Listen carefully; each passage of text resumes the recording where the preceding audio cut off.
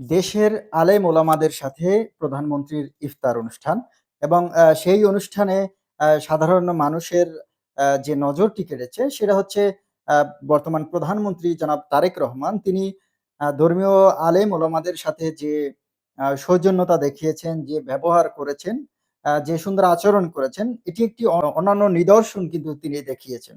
এবং বাংলাদেশের যে প্রেক্ষাপট সেখানে আলেম ওলামাদের এরকম সম্মান এটি কিন্তু আসলে সত্যিই প্রশংসনীয়।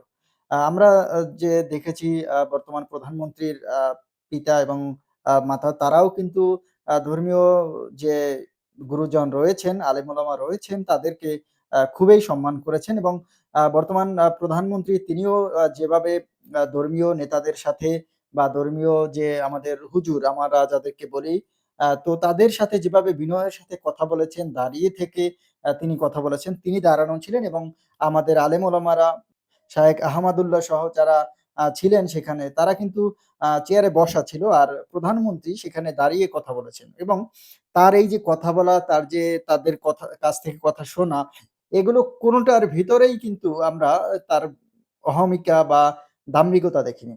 এমনকি এই চিত্রটি দেখে কেউ বলতে পারবে না যে তিনি একজন প্রধানমন্ত্রী, তিনি কথা বলছেন। বরঞ্চ এটি আ একটি সুন্দর নিদর্শন হয়ে দাঁড়িয়েছে যে, একজন প্রধানমন্ত্রী কিভাবে সাধারণ মানুষের মতো সম্মান দিয়ে আ যে মাওলানাদের কথা শুনেন বা তাদের সাথে আ সুন্দর আ তাদের সাথে সুন্দরভাবে সময় কাটান। এবং আমরা আরেকটি জিনিস দেখেছি যে সেখানে যিনি আ যারা উপস্থিত ছিলেন তারা কিন্তু তার মাথায় হাত দিয়ে দোয়া করে দিয়েছেন।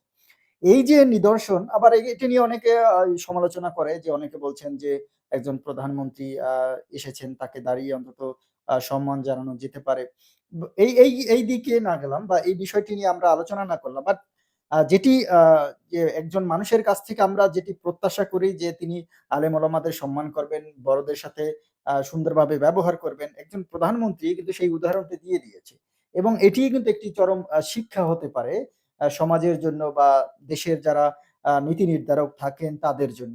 কারণ একজন প্রধানমন্ত্রী যদি এরকম আচরণ করতে পারে, তার অধীনস্থ যে কর্মকর্তা বা দেশের এমপি মন্ত্রীরা থাকেন, তারা নিশ্চয়ই এরকম সুন্দর আচরণ করবেন। তো আমরাও এই বিষয়টিকে যেভাবে সুন্দরভাবে গ্রহণ করেছি, দেশের মানুষ গ্রহণ করেছে, সমস্ত আলেম ওলামা কিন্তু এই বিষয়টিকে সুন্দরভাবে নিয়েছেন।